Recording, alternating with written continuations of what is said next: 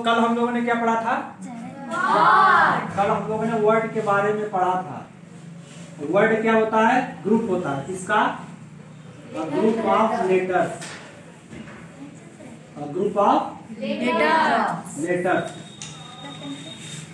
तो वर्ड बनता है ग्रुप ऑफ लेटर्स से और सेंटेंस बनता है ग्रुप ऑफ वर्ड्स से। समझ आया? Yes sir. ध्यान से समझने वाली बात ये है, ध्यान से सुनो। लेटर्स के ग्रुप को वर्ड बोलते हैं और अ ग्रुप ऑफ वर्ड्स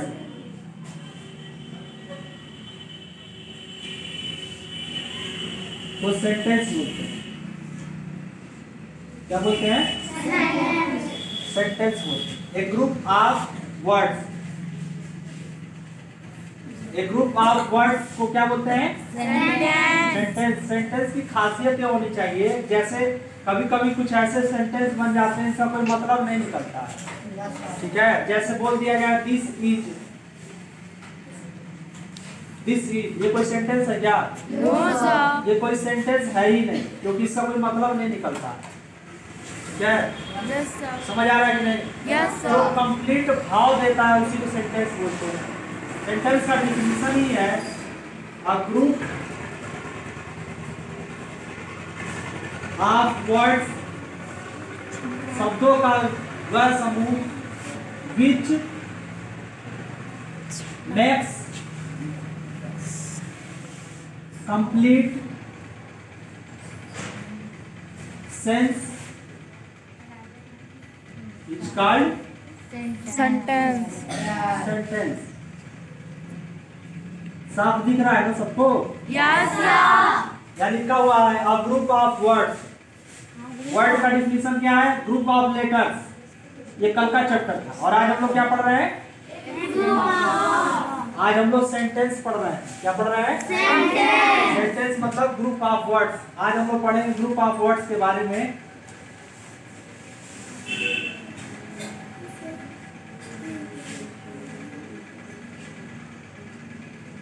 समझ आ रहा है? Yes sir.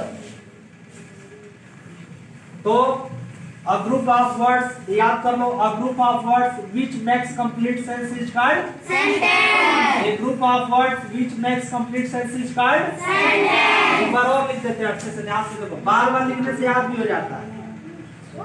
A group of words which makes complete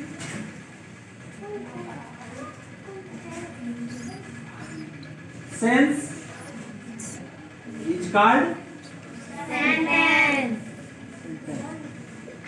आसान शब्दों में है, याद कर लो। A group of words which makes complete sense is called sentence. समझ आया? Yes sir. या दूसरे शब्दों में ये कह सकते हो, sentence is a group of word which makes complete sense. समझ आया? Sentence is a group of word which makes complete sense मतलब वाक्य शब्दों का एक ऐसा समूह होता है जो कंप्लीट अर्थ देता है, पूर्ण अर्थ देता है। उसे क्या बोलते हैं? सेंटेंस। समझ आया? Yes sir. सेंटेंस में आधा अधूरा नहीं होना चाहिए। जैसे माय फादर इज हो तो कंप्लीट होगा क्या? माय फादर मेरे पापा हैं। No sir. बोलो। No sir. कंप्लीट तो होगा नहीं, तो इसलिए वो सेंटेंस नहीं कहा जाएगा। सेंटेंस का मतलब हो गया कि वो कंप्लीट अर्थ देता हो। क्या करता हो? कंप्लीट। वो कंप्लीट अर्थ देता हो, वही सेंटेंस है। मतलब माय फादर इज, ये रॉन्ग है, सेंटेंस सही नहीं। अब my father is a doctor,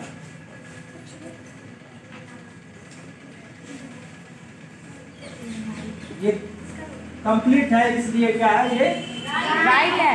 ये सेंटेंस है। यहाँ देखो, एक वर्ड ये हो गया, एक वर्ड ये हो गया, एक वर्ड ये हो गया, एक वर्ड ये हो गया, एक वर्ड ये। ठीक है? तो वर्ड का कलेक्शन है कि नहीं है? Yes sir. वर्ड का ग्रुप है कि नहीं है? Yes sir. ठीक है? जैसे Siddharth was a great king. ये कंप्लीट अर्थ देता है। इसमें एक वर्ड ये है, एक वर्ड ये है, एक वर्ड ये, एक वर्ड ये, एक वर्ड मतलब ये ग्रुप ऑफ वर्ड्स है। समझ आया कि नहीं? Yes, sir. वर्ड में केवल एक रहता है, केवल जैसे मान लो केवल ग्रेट लिखा रहेगा, ग्रेट मतलब महान, कंफ्यूज ना हो जाए, बस इतना लिखा रहेगा तो ये वर्ड हो जाएगा। लेकिन पूरा इसमें लिखा गया है, कई सारे वर्ड है, तो क्या है ये? Sentence. क्या है? Sentence. ये सारे सेंटेंस है, ठीक है? Yes, sir. बोला जाए Ram is going to market. Ram बाजार राम बाजार जा रहा है, तो इसमें एक वर्ड ये हो गया, एक वर्ड ये हो गया, एक वर्ड ये हो गया, एक वर्ड ये हो गया, एक वर्ड ये हो गया। कितने वर्ड है टोटल? 5. ये 5 वर्ड्स मिल करके क्या बना रहे हैं? Sentence. सेंटेंस बना रहे हैं। इसलिए क्या है? ये सेंटेंस है, ग्रुप ऑफ वर्ड्स है। समझ आ रहा है? Yes, sir. सेंटेंस होने के लिए पहला जरूरी क्या है कि वर्ड का कलेक्शन हो और कंप्लीट हो, और दूसरा क्या है कि एक क्रमबद्ध तरीके से होना चाहिए, उल्टा सीधा नहीं होना चाहिए। जैसे इसको उल्टा सीधा लिख दिया जाए, going Ram is market to, ये उल्टा सीधा लिखा गया है, ये सेंटेंस नहीं है। कलेक्शन तो ऐसा लग रहा है कि शब्दों का समूह है, लेकिन ये ना कंप्लीट अर्थ दे रहा है, ना अपने सीक्वेंस में है, क्रमबद्ध तरीके से नहीं है। इसका मतलब ये सेंटेंस नहीं है। समझ आ रहा है? सेंटेंस होने के लिए एक चीज और होना जरूरी है। सेंटेंस होने के लिए क्या जरूरी है कि वाक्य के अंत में फुल स्टॉप होना जरूरी है। क्या जरूरी है? Full stop. यदि फुल स्टॉप आप नहीं लगाते, बहुत सारे बच्चों को दिया जाता है तो उसमें फुल स्टॉप नहीं लगाते हैं, दे दिया जाए राइटिंग लिखने के लिए इंग्लिश में चाहे हिंदी में, तो फुल स्टॉप नहीं लगाते। फुल स्टॉप नहीं लगा रहे हो, इसका मतलब सेंटेंस नहीं है। जैसे राम ही जब आए, राम एक लड़का है, तो ये वाक्य पूरा करने के लिए फुल स्टॉप होना जरूरी है, लगाना पड़ता है। या फुल स्टॉप हो गया, फुल स्टॉप इसको ऐसे बोलते हैं, जो डॉट लगाया जाता है इसको इंग्लिश में फुल स्टॉप बोलते हैं, हिंदी में एंडी लगाया जाता है, ठीक है, जिसको बोलते हैं पूर्ण विराम। क्या बोलते हैं? उसी तरह से क्वेश्चन मार्क,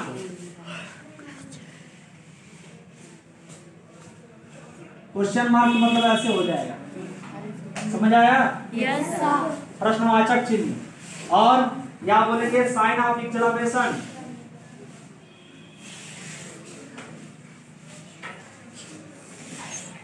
ये होना जरूरी है, तभी वाक्य की पूर्ति मानी जाती है। वाक्य की विशेषता है कि वाक्य के अंत में क्या होना चाहिए? फुल स्टॉप होना चाहिए, या क्वेश्चन मार्क होना चाहिए, या साइन ऑफ एक्सक्लेमेशन होना चाहिए। वाक्य की शुरुआत हमेशा कैपिटल लेटर से होती है। किससे होती है? वाक्य की शुरुआत हमेशा कैपिटल लेटर से होती है। बहुत सारे बच्चे लिखते हैं तो कैपिटल से स्टार्ट ही नहीं करते, बीच में इधर उधर कहीं कैपिटल लिख देते हैं। समझ आया? जैसा ये लिख दिया था, तो ये शुरू का अक्षर जो है ये कैपिटल होना चाहिए, बाकी सब क्या होना चाहिए? स्मॉल होना चाहिए। कुछ कंडीशन होते हैं जहाँ कैपिटल लिखा जाता है, वो अलग चैप्टर है, उसको हम लोग बताएंगे अलग चैप्टर। समझ आ रहा है इतना अभी? Yes, sir. आगे हम लोग देखते हैं टेक्स्ट के पार्ट।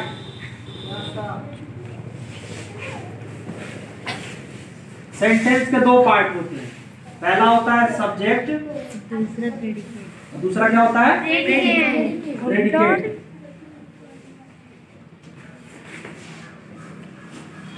सेंटेंस के 2 पार्ट होते हैं, एक होता है सब्जेक्ट और दूसरा क्या होता है? प्रेडिकेट। इसके बारे में हम लोग कल चर्चा करेंगे। फिलहाल अब इस सेंटेंस के बारे में जो बातें बताई गई उतना लर्न करके आपको घर से आना है। बहुत बहुत धन्यवाद। Thank you, sir.